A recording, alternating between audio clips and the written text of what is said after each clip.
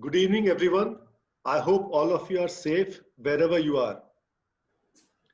While we are slowly getting on the path of recovery, the government has been stressing on the economy becoming Atmanirbhar. As you all know, the concept of Atmanirbhar is to make the nation self-reliant with more focus on local manufacturing and service providers. This will no doubt strengthen the economy, improve our standard of living, but most importantly, improve trade deficit and the fiscal balance. The moot question at this point in time is not whether India should become Atmanirbhar, but what India needs to do to become Atmanirbhar. Today, in our webinar, we have someone who strongly believes in India growth story, Mr. Nilesh Shah, Group President, Managing Director of Kotak Mahindra Asset Management Company. Nilesh has over 2 decades of experience in capital markets and market-related investments, having managed funds across equity, fixed income, real estate for local and global investors. He's one person who knows debt markets, capital markets, commodity markets, you name it, very well. In his previous assignments, Nilesh had leadership roles in Access Capital, ICICI Prudential AMC, Franklin Templeton, ICICI Securities. He has an extremely stellar track record, academic track record, gold medalist chartered accountant, gold medalist cost accountant. He has been on parts of teams which has won the best fund manager, first fund house of the year, whether it was in Franklin Templeton or ICICI Pru or as recently as in Kotak Mutual Fund. He's also the chairman of AMFI. He is the member of the Prime Minister's Economic Advisory Council. This gives him a ringside view of policy making as India becomes Atmanirbhar. On the extracurricular side, like all fund managers, I will not talk about his reading habits, but more importantly, his passion about educating investors on financial planning. He has co-authored a book on financial planning called The Direct Take. And the best thing about Nilesh is that he is able to explain complex investment topics in very simple to understand Hindi, English or Gujarati. He's also a big cricket enthusiast and an Amitabh Bachchan fan. And if I can tell him that he's a Sachin Tendulkar investing because across formats, across asset classes, he has performed and delivered. Thank you, Nilesh, for taking time and joining us. Very big welcome to you on our show. Thank you, Venkat. And one part missing in my introduction is that me and Venkat have worked together in ICICI Securities for some time. Thank you, Nilesh. And before I ask you questions about policy and Atmanirbhar, I just want to take your views on the markets. The markets have seen a very sharp rally from March, and now the index is almost at 11,500. But the corporate earnings are seeing downgrades. Outlook on the economy is not so great. So how do you explain this divergence?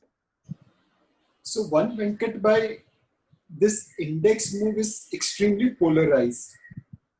We did this calculation on 31st of July, where Nifty was showing roughly about 11,200 Nifty. And the 15 performing stocks led by Reliance Industries, Infosys, Mahindra and Mahindra, they were trading at roughly about 15,000 Nifty level. On the other hand, 35 Nifty stocks led by Tisco, Hindalco and so on and so forth, they were trading at 8,500 Nifty. Now look at the range, 15,000 to 8,500. If you are in top 15 stocks, you have no impact of COVID-19. If you are in bottom 35 stocks, the pain is felt quite badly.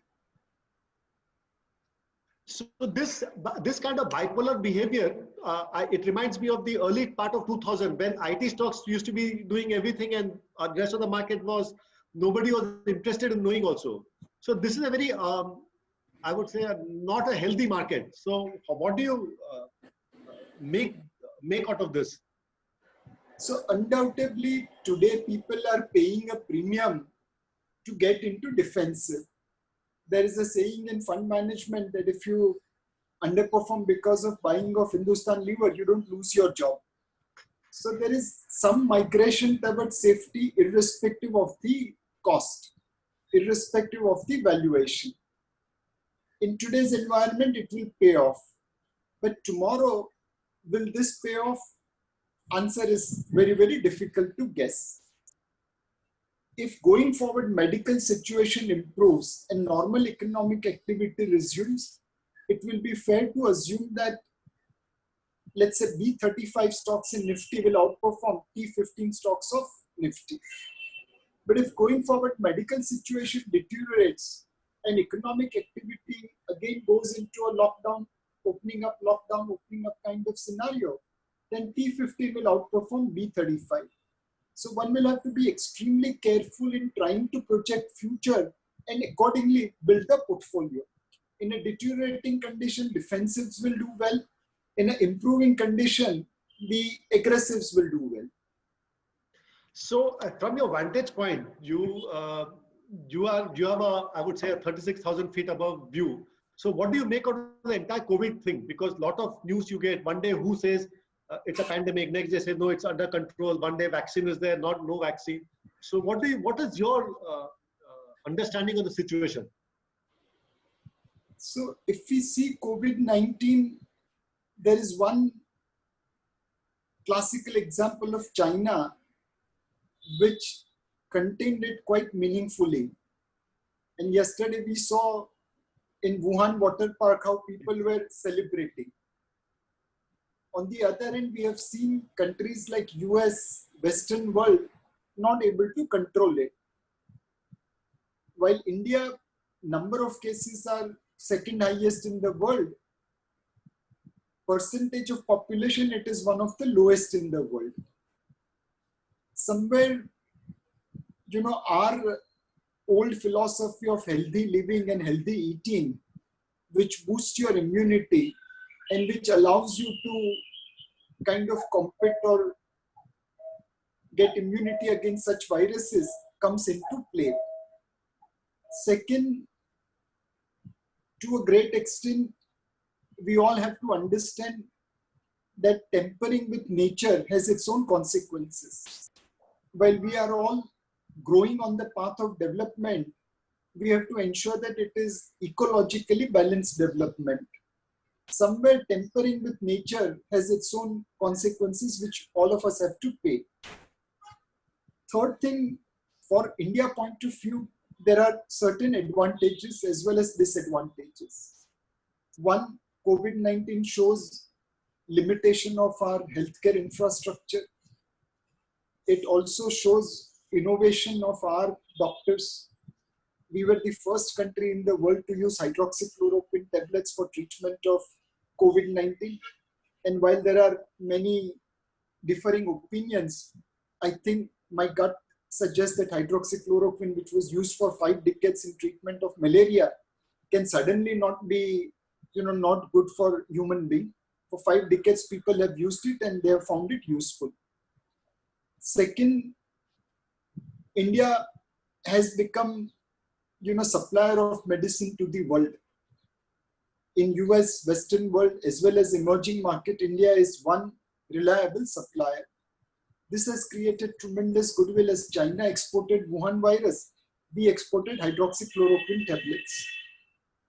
Third, between 60 to 70% of vaccine manufacturing capacity is in India. No matter which company discovers this vaccine, they'll have to take advantage of India's massive manufacturing facility to produce this vaccine. Again, this will create tremendous goodwill where India will supply billions of doses to the world in overcoming this epidemic. Now, we must encash this goodwill to cover up all the losses which we have incurred in containing and managing COVID-19. There is a sharp economic cost which we have paid, but we must encash that from a goodwill point of view so that over the next 2-3 years, we can cover up all the losses. 91 economic crisis created liberalization and changed the orbit of growth of India from below 3-4% to above 6-7%. 2020 COVID-19 crisis should change our growth orbit from 6 to 8% to probably 10% plus. For us to go into the orbit of 10% plus, the government is making lots of statements regarding Atmanirbhar. So historically, if you look at it, India has never done well on manufacturing. And the last 20 years boom, whichever we saw, came in services primarily. So to get into this entire manufacturing game, I'll just want to pick your brains and ask you, because you're a member of the Economic Advisory Council to the Prime Minister. So we need reforms in land, labor, capital, and all this. Foreign economists also say we need second generation reforms.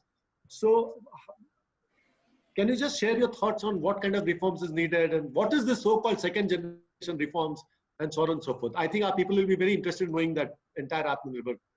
So before Venkat by going to Western model, let's find two models in India which have become successful. One is Amul.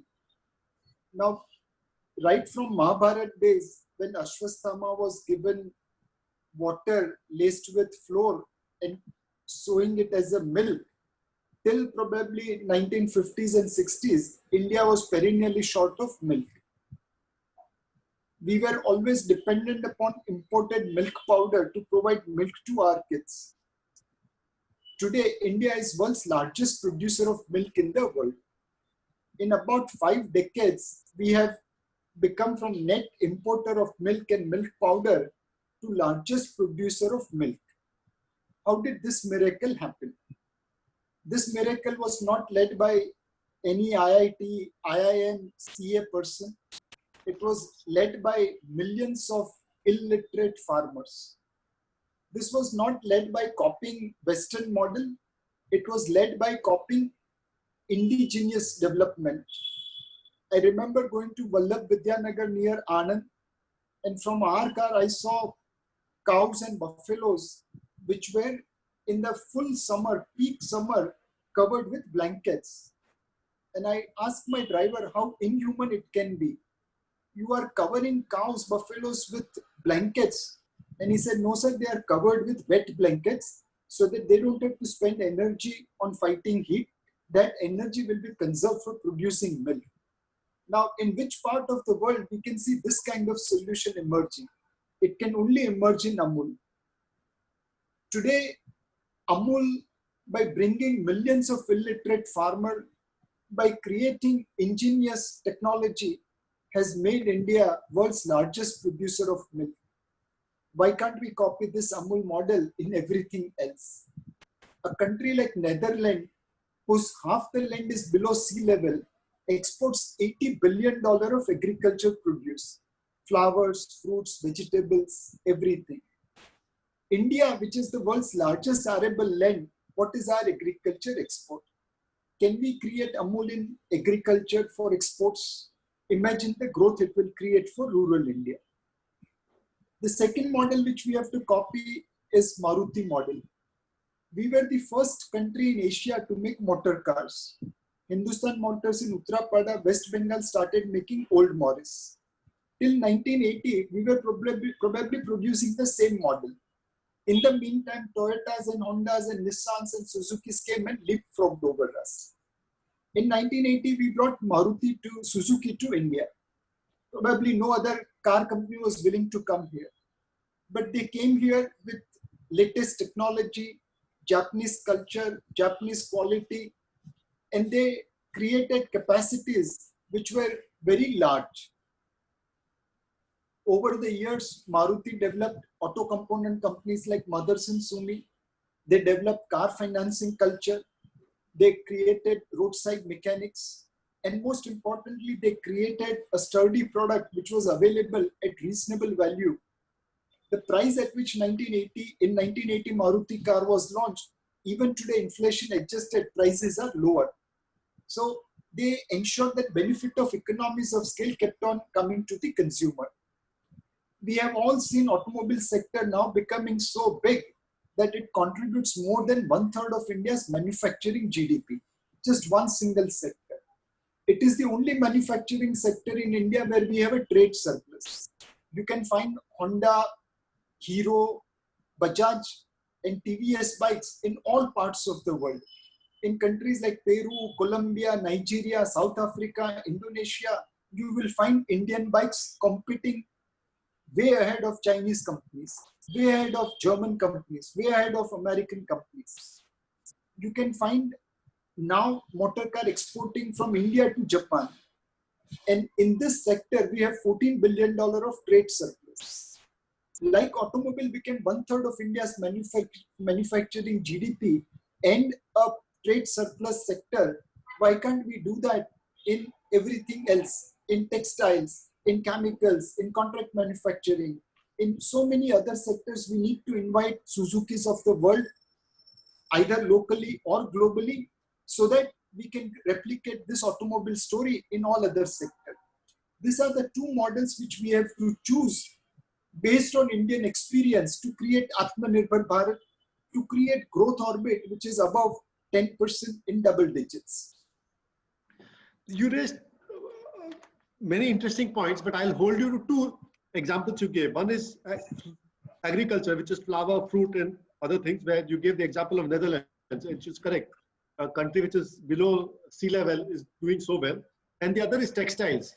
But in both these areas, now we have somehow, I think, I'm not saying this, but we have lost the plot, because our neighboring country, which is Bangladesh, and I'm not being like a rightist or something, but Bangladesh was a country where we used to joke every monsoon the map of the country changes, and they export multiple of our in textiles, and in agriculture, small countries are exporting more.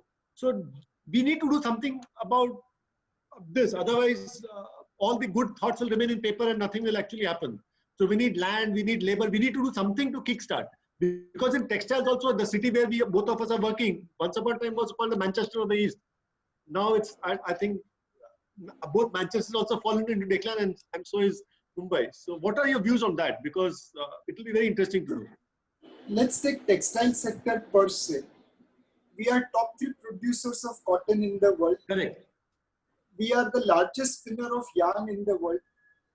We know how to create fabric which will be used by Zara, Tommy Hilfiger, US Polo, Aero, everyone.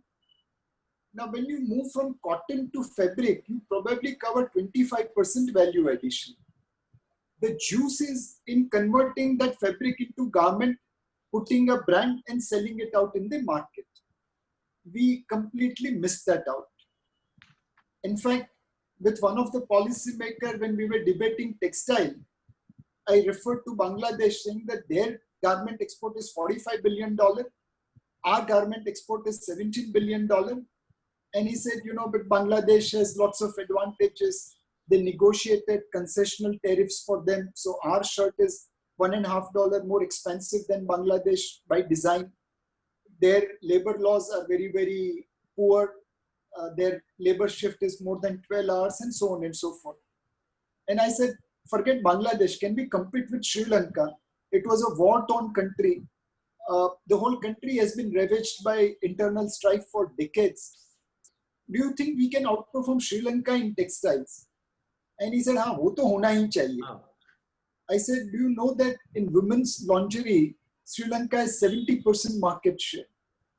Oh. They have gone into nitty-gritties, into very, very detailed work on the women's lingerie. And 70% of women's lingerie today is made in Sri Lanka. Now, we need to create niche like Sri Lanka. We need to create mass scale like Bangladesh, Vietnam. And we need to create delivery mechanism like China. Where are we lacking in textiles? One, for whatever reason, in textile factory, women cannot work after 8 p.m. Now imagine if in our BPOs, hotel industry, airline industry, we would have said that women cannot work after 8 p.m. Imagine Bollywood, we would have said that heroine cannot work after 8 p.m. Do you think we would have created those industry? Answer is clear no. If a woman is safe working in a hotel, in a KPO, in a film set, and she can travel, wherever she wants, then why can't she work in a factory? A very, very simple, basic law change will ensure that our factories will work in 3 shifts. Their cost of production will come down and they will be competitive vis-a-vis Bangladesh, Vietnam, and China. Second thing, in textiles, we have to negotiate concessional agreements. Now, when India, crossed $2,000 per capita GDP, even before that, this global buyers like US, Europe, give concessional tariffs to Bangladesh, Vietnam, Ethiopia, Sri Lanka, but not to India. Now, can we go to these countries and say that, look, My UP is poorer than Nepal and Bihar is poorer than Ethiopia. Please give me concessional agreements for UP and Bihar so that they can set up garment factory. I'm sure this is not permitted under WTO, but there's no point in making a bargain. There's no harm in asking for something. If we get concessional tariffs withdrawn, then my shirt will not be $1.50 cheaper, expensive compared to Bangladesh and Vietnam. The third thing is to develop a integrated model. I went to China many years back and I saw a garment factory where 50,000 people were working. We went into their dormitories. They were like our 3-tier compartment of railway. And each woman will work for 12 hours in factory and will sleep for 12 hours in that 3-tier compartment. And again, next batch will come. Now, if you're working for 12 hours a day, 6 days a week, you're going to stay in dormitory. Your competitiveness increases rapidly. In India, we don't permit such thing. So we need to ensure that there is a comprehensive policy on textiles where instead of selling fabric, we are selling garment. Our women are able to work in garmenting shop. We are able to provide logistic supports to our entrepreneurs. In fact, just to take a diversion, there are two things which is restricting our entrepreneurs. Globally, logistics cost is somewhere around 5 to 7%. In India, it is 10 to 12%. Why is logistics cost high? Two reasons. One, railway fare are heavily subsidizing passenger fare. So passenger fares are 80% discount to fair value and freight rates are 80% higher to fair value. Straightway, our logistics cost goes up and makes our entrepreneur uncompetitive. The second thing is power cost. Today, industrial consumers pay 100% higher than fair value and agriculture gets 100% lower than fair value. Now, if I'm going to burden my entrepreneurs with high power cost and high logistics cost, that's taking away 10 to 12% of their competitiveness. How will they compete with outside world? If we want growth, we need to rationalize our power cost. We need to rationalize our freight cost. And then Indian entrepreneurs will be able to go and conquer the world. I think that's a very nice or very insightful talk you gave, because all of us are worried about big things like land reform, labor reform, capital reform. Instead of doing all that, if we do just logistics and power, maybe bigger things will sort out. But don't you think this is like a politically difficult thing? Because from Punjab to everywhere, all of these people will start shouting कि रास्ता रोको क्योंकि power का दाम बढ़ गया है. So with a government which has got 300 seats, they should have the political will to push through these things, because then we can actually go from 8 to 10%.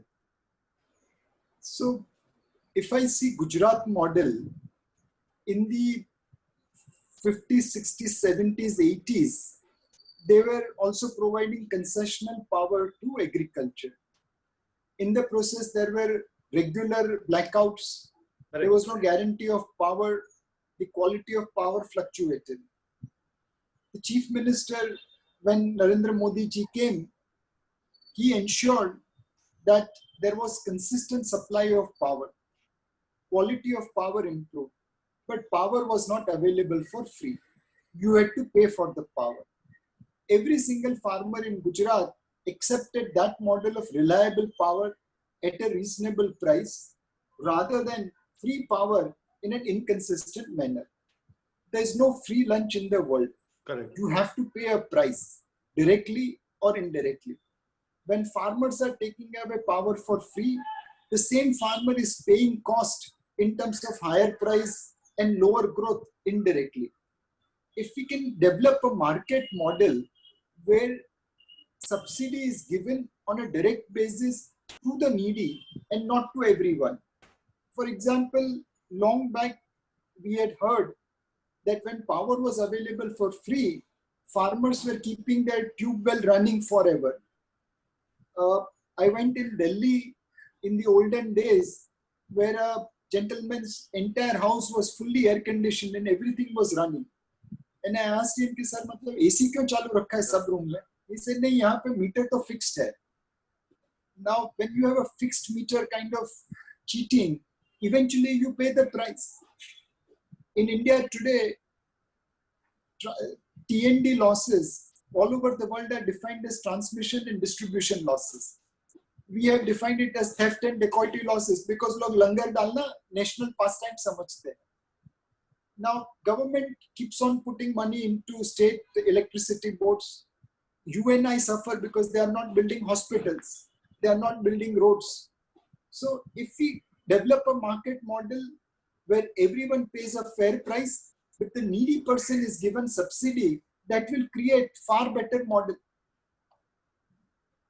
So good economics is good politics also. And every voter is voting for jobs, development and growth. We just need to position good economics to them, saying that this will give you benefit on a longer term basis. But do you think this will happen in the foreseeable future? Because now we have the government with 300 seats and 4 years to go. I think it will happen. Some of the work which this government has done is unbelievable.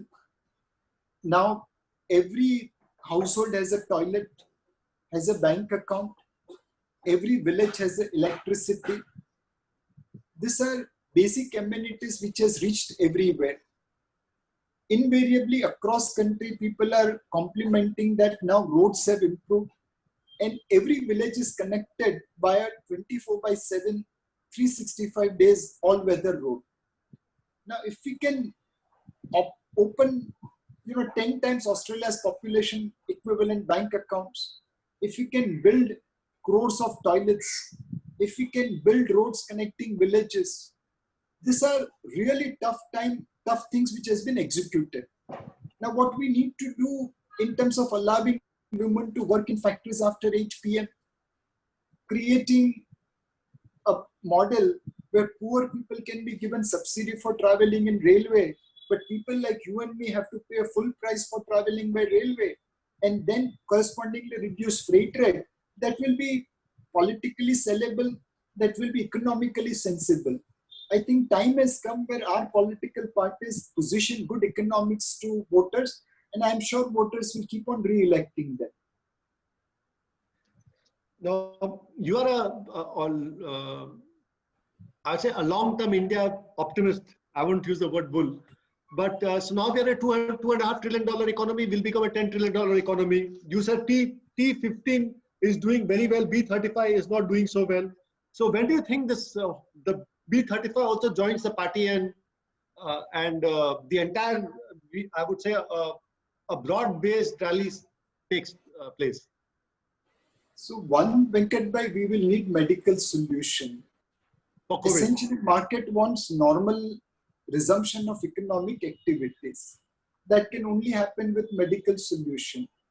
Now, maybe there is a silver lining among dark cloud, as Zero survey in Mumbai and Pune suggests. In first week of July, Mumbai Zero survey suggests that 56% of slum dwellers and 19% of high-rises had developed antibodies for COVID-19. So almost 40% of Mumbai's population probably has antibodies for COVID-19. The same survey done in Pune recently gave 53% of Puneites having antibodies for COVID-19. Maybe it will be function of medical discovery. We have seen drugs like dexamethasone, remdesivir, favipiravir coming into play over and above hydroxychloroquine. Or maybe it is related to vaccine, where we have seen University of Oxford, Pfizer, Johnson & Johnson, Moderna, CanSino Biological, and so many other companies talking about launching a vaccine. But we need a medical solution so that normal activities can begin, and thereafter only the B35 stocks will start performing. The second thing which we need is, our government and our entrepreneurs coming together to capture opportunities. Venkat bhai, if you remember in 2000s, IT sector took off. What was the window for them? Well, they were all given a mandate of converting 2 digits to 4 digits. दो zero थे उसको 2000 बनाने थे. It was such a mundane work, but our people grabbed the opportunity, and then they opened the door, got into doing infrastructure management, application development, application maintenance, product development, and so on and so forth. And today we have $150 billion IT industry. Now, a similar opportunity is coming on becoming part of global supply chain management.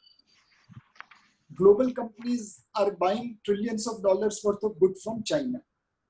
Their parent countries are telling them to diversify. Companies are moving out of China partly because of their COVID-19 experience and partly from a diversification point of view. Bangladesh to Mexico to Indonesia, every country is chasing them.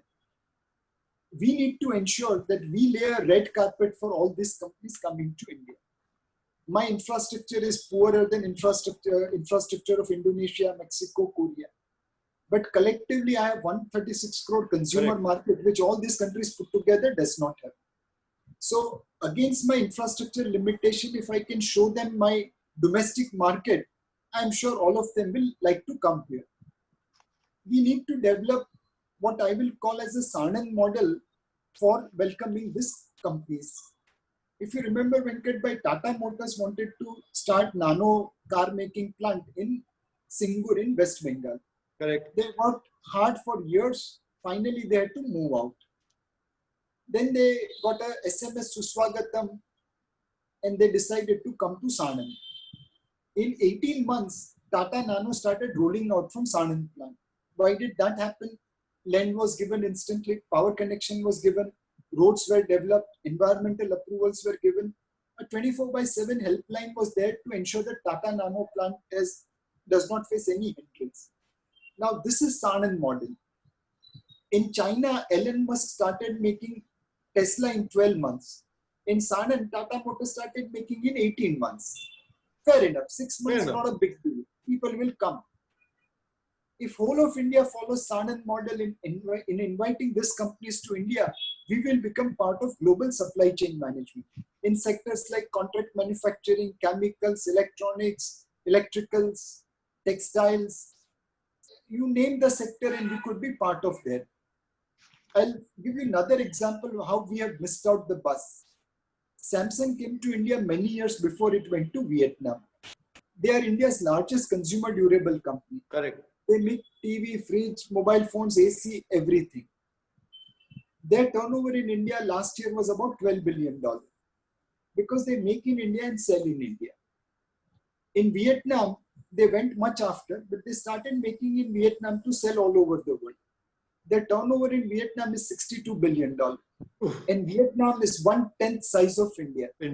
The country which is 10% of India, they have 5 times bigger turnover. Can you imagine the opportunity we lost? If our country had helped Samsung flourish in India like Vietnam, Samsung would have been $100 billion company in India. Imagine the growth it would have created in India. We need probably 20, 30 such Samsung, such Suzuki's in India. It will change India's growth orbit. If 20 Samsung starts contributing $60 billion turnover to India, that's 1.2 trillion. And their supply chain and vendors and other will create another 1.2 trillion. That straightway takes you to $5 trillion. So actually on this optimistic note, I just want to ask you, in the recent past, large caps have been doing very well. So when do you think the tide will turn for mid cap and small cap?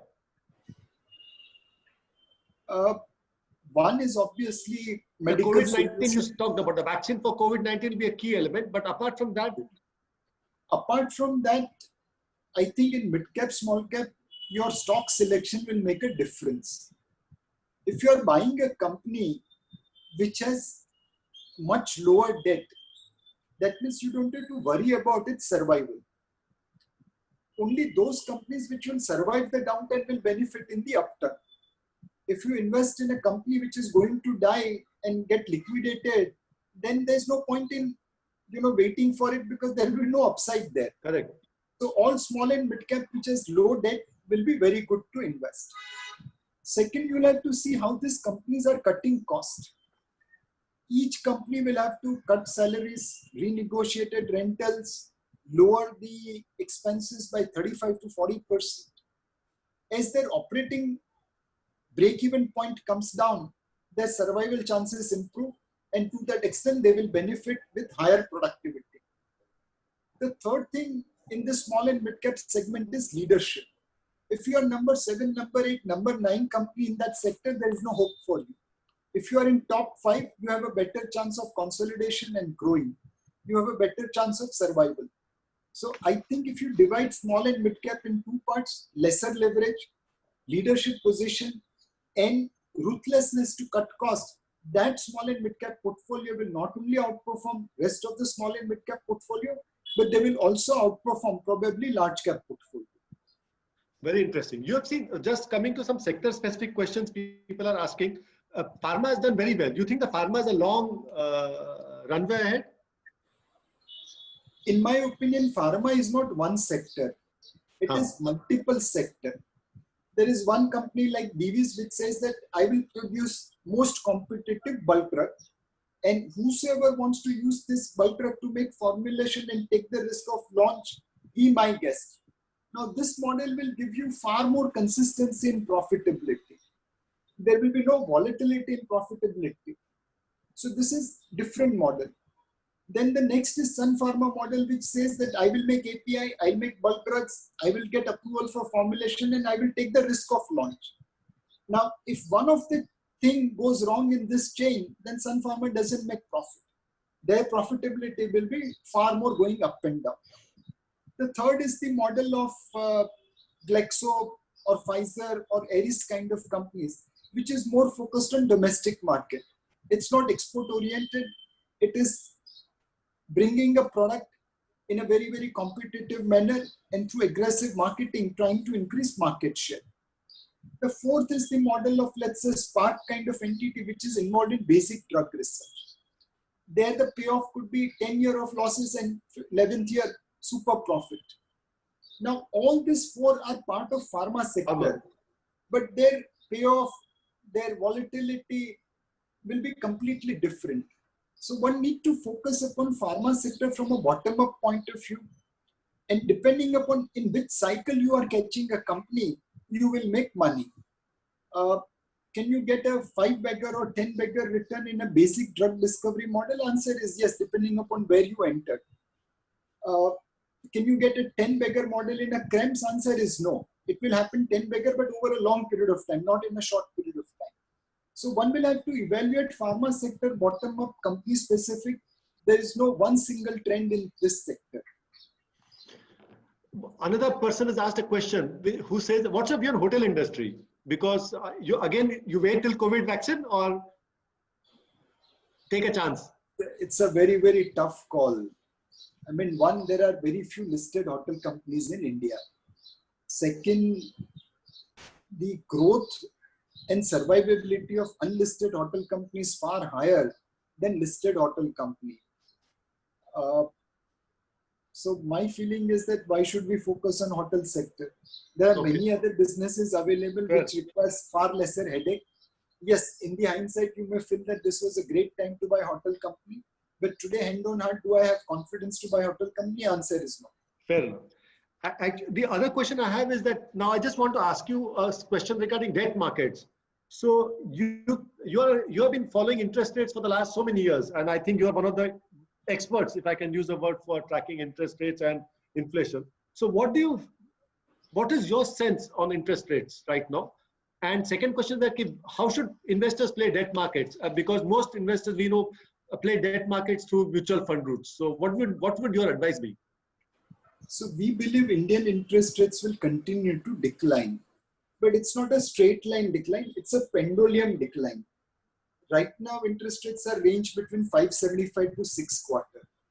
Now, today they are upwards of 6% because inflation number last month came at 6.9%.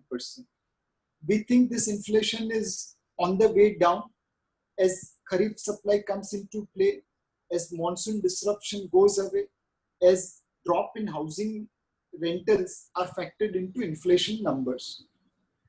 Put all these things together, as inflation comes down, RBI will bring policy rates down, and along with that, market yields will come down.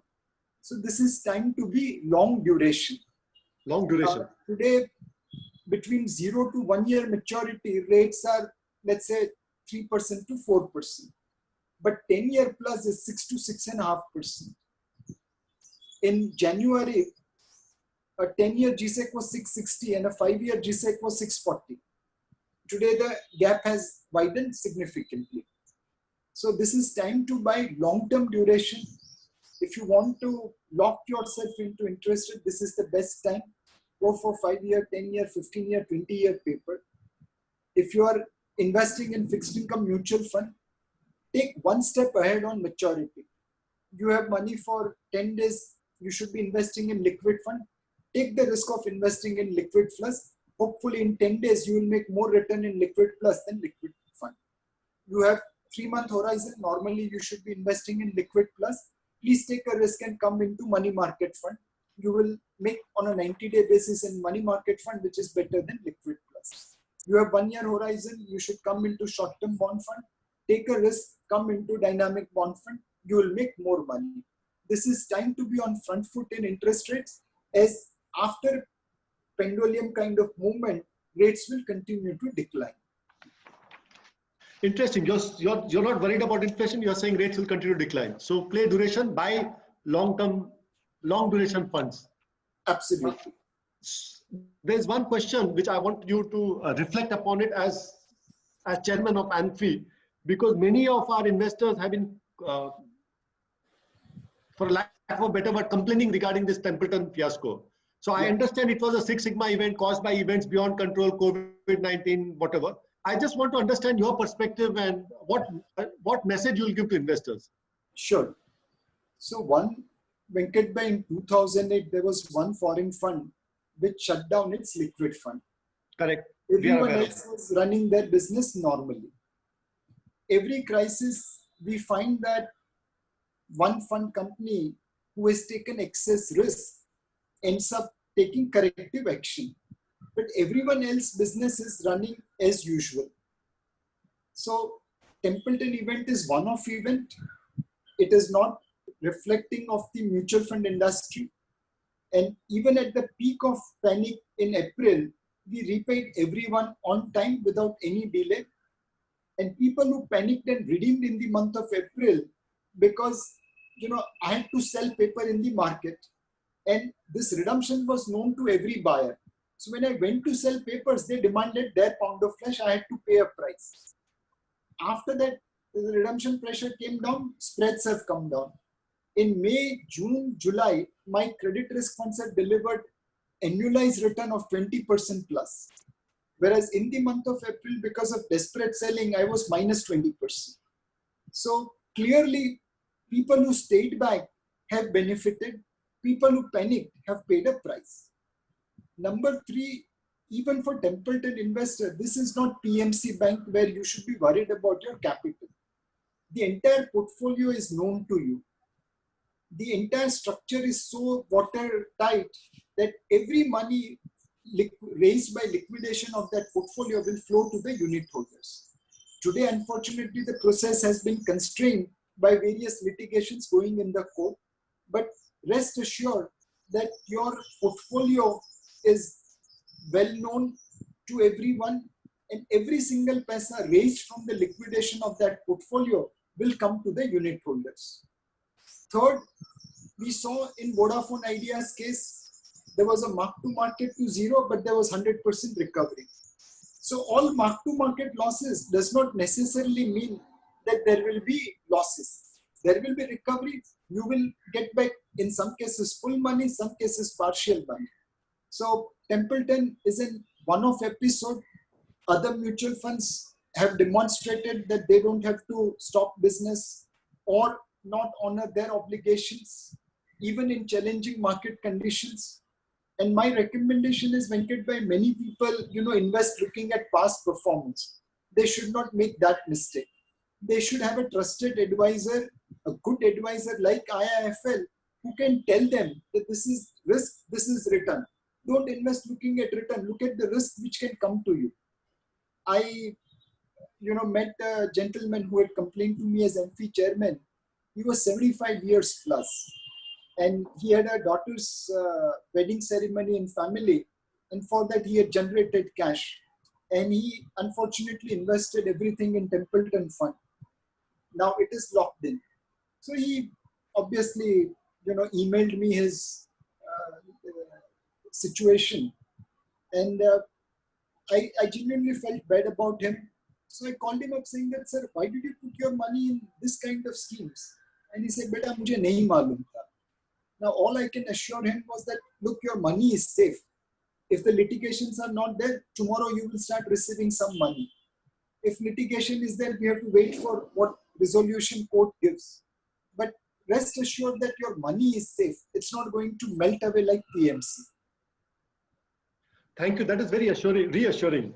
Now, one of our viewers is asking a question about telecom sector, and is there a chance that one of the lead companies in India, like maybe I'm sure Reliance, can become like Apple of the world?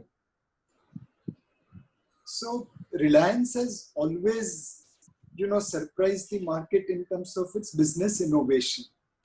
They started in Naroda as a textile company. They continued forward and backward integration to become a refining company with petrochemicals business and also textiles business. From there, they branched into retail, they branched into telecom. So undoubtedly, innovation of Reliance has been path-breaking.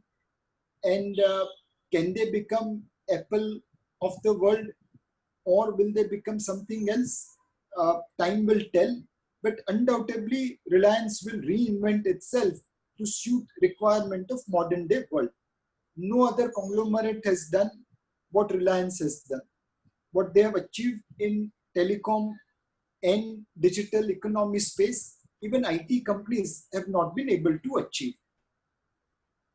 In terms of telecom sector, we think it's a great sector, but today from a pricing point of view, from a valuation point of view, it is probably a little bit ahead of its fair value. At current prices, current market cap of telecom companies, including their debt, the ARPU rate should be 30 to 40% higher from current level. It will eventually happen, but not in the time span which market is pricing in. My feeling is that telecom sector probably is going to underperform broad market, and you are better off with leaders rather than followers in telecom sector. Nilesh bhai, one question regarding banks. Banks have been underperforming. So I know your views on HDFC Bank, because I remember hearing in a presentation in our own conference, you spoke so highly about private sector banks. So what is your view that the private sector banks will continue to grow and public sector banks are case, and just your views? So the fundamental problem for PSU Bank is compensation. SBI chairman's salary is known, and my salary is also known. Now, my contribution compared to SBI chairman will be probably 1% or 2% of his work. And I get compensation which is 20 times higher than his salary. How can you motivate SBI chairman to work? I mean, all SBI chairman can't be, working at this kind of salary. The senior management of public sector banks needs to be compensated well so that they can carry out their work.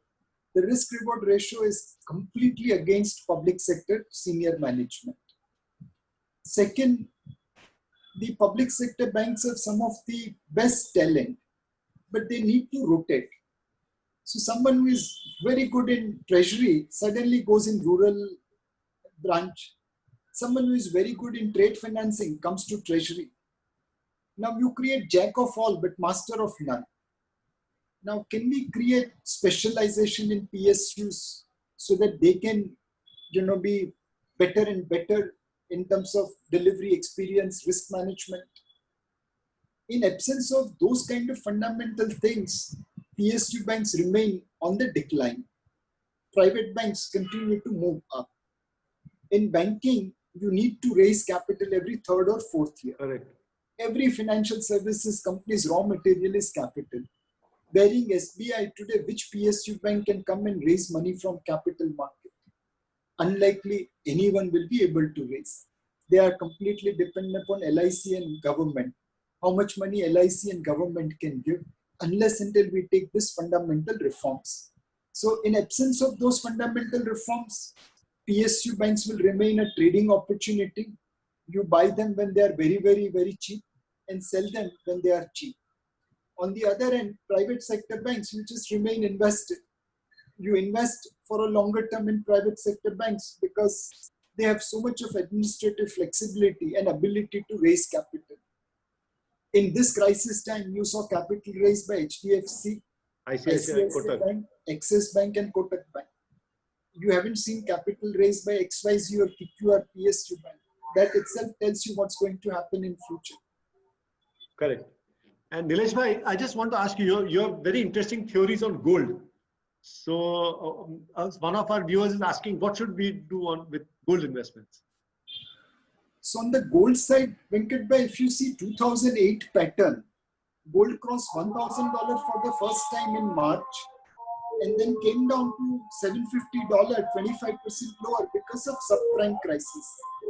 And then it went up to $1,900 by September 11. So 1,750 and 1,900.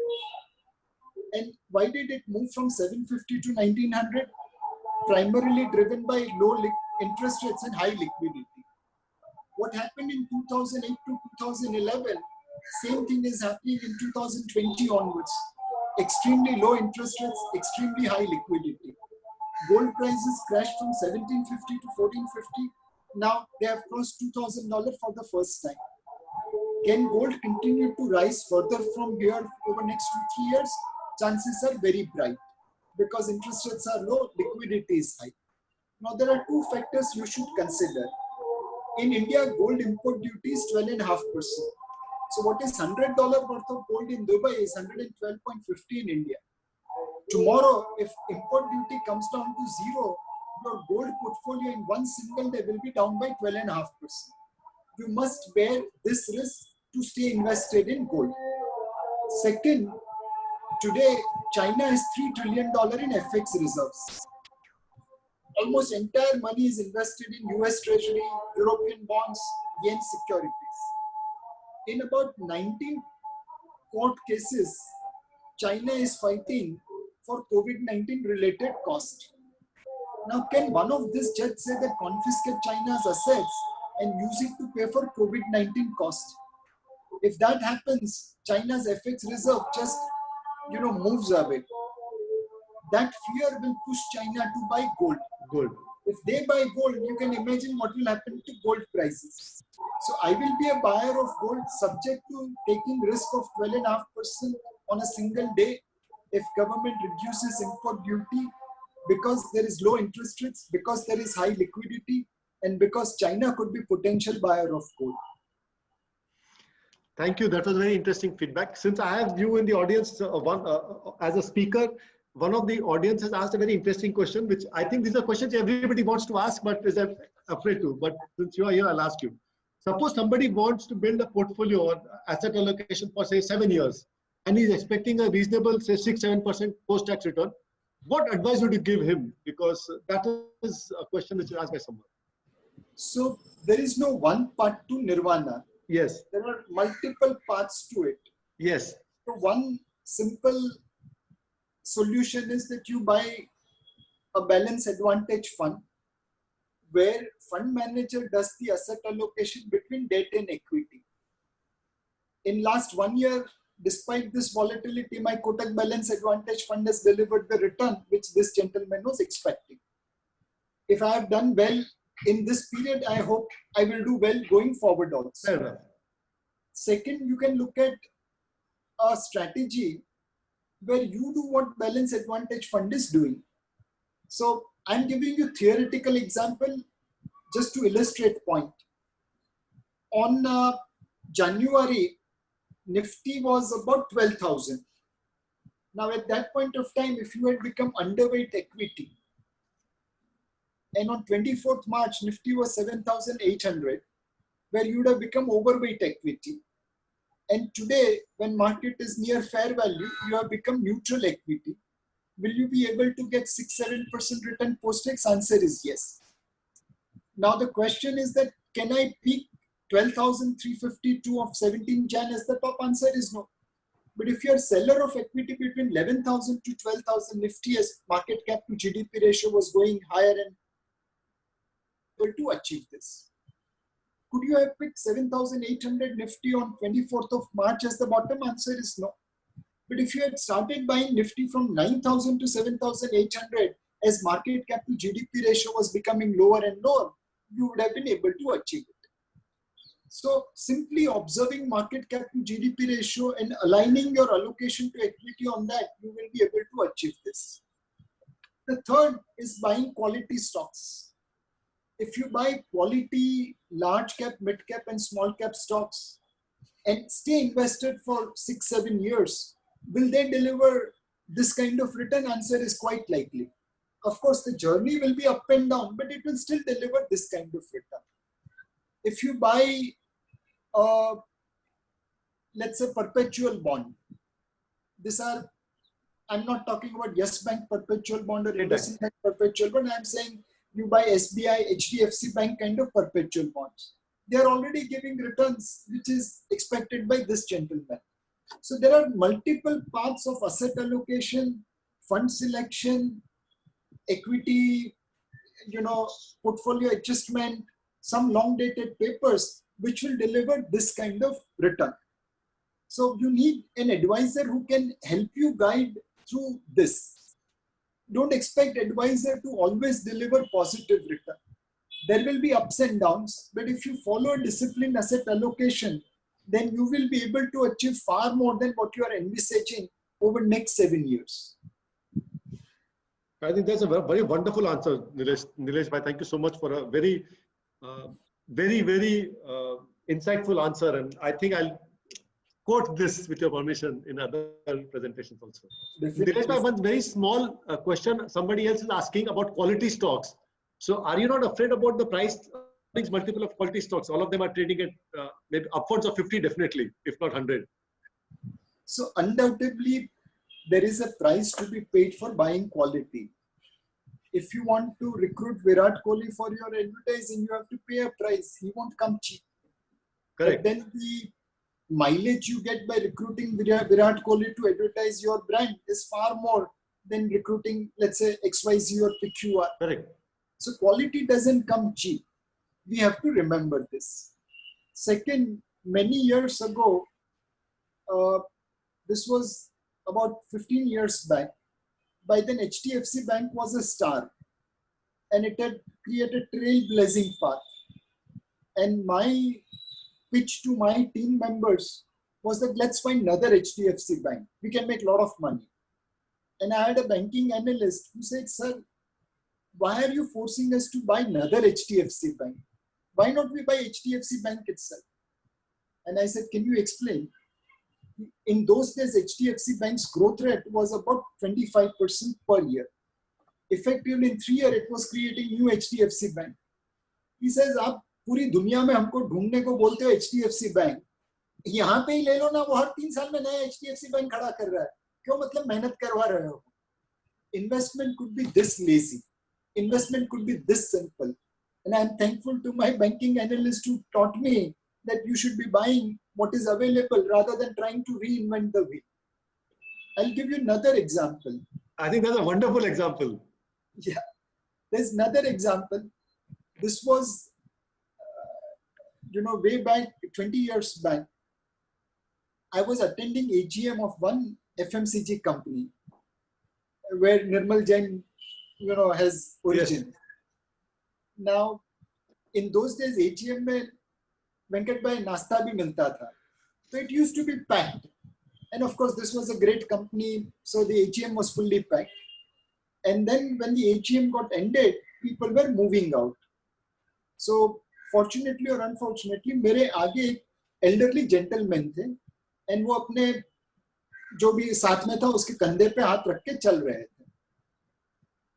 Normally मैं धक्का देके आगे चला जाता है, but उस दिन भगवान ने अक्ल दी तो I followed him. And this gentleman was asking his, accompanied person, बेटा ये तो Mount Everest पे पहुंच गए. Their market share in everything is so high. अब माउंट एवरेस्ट से आगे कहाँ जाएगा? And I heard that gentleman, and I came back and asked the same question to my team. Because this FMCG company is on Mount Everest, how will they maintain this market share? Their valuation was 100 P at that point of time. Undoubtedly, at that Mount Everest level, the company had to reorganize itself, reinvent itself, and they lost about 8 years in underperformance. Now, imagine if I had not heard that advice from gentlemen. I would have gone on the track record of FMCG company and remain invested. But asking that question, asking that kind of simple things will push you to figure out what is quality, which quality is available at what price, and then you can take appropriate call. Please remember, quality is not going to come cheap. And second, don't overpay for quality. These are two contradictory advice, but then our entire culture is around that. In Gujarati, there are two proverbs. Na bolwama na gun. Silence is golden. Correct. Second, bole ena bor vechai. The guy who speaks will be able to sell. Two extremely contradictory proverbs, but both of them are right. Same way in stock market, quality does not come cheap. Don't overpay for quality. Both you have to follow. I think that's an excellent insight. I was about to ask one more question, but now I don't know whether to ask or not, but still I'll ask this question because somebody's asked this question. This is related to your HDFC story. Somebody's asking whether AU Bank, Ujjivan, Utkarsh, all the new generation banks, whether one of them will become HDFC Bank. I don't want to ask this question, but still somebody's asked, I'm asking. I'm embarrassed to ask this question because the example of HDFC Bank you gave me some. So please forgive me, but anyway, I can't give you stock specific comment, but let's think at what will make a bank successful.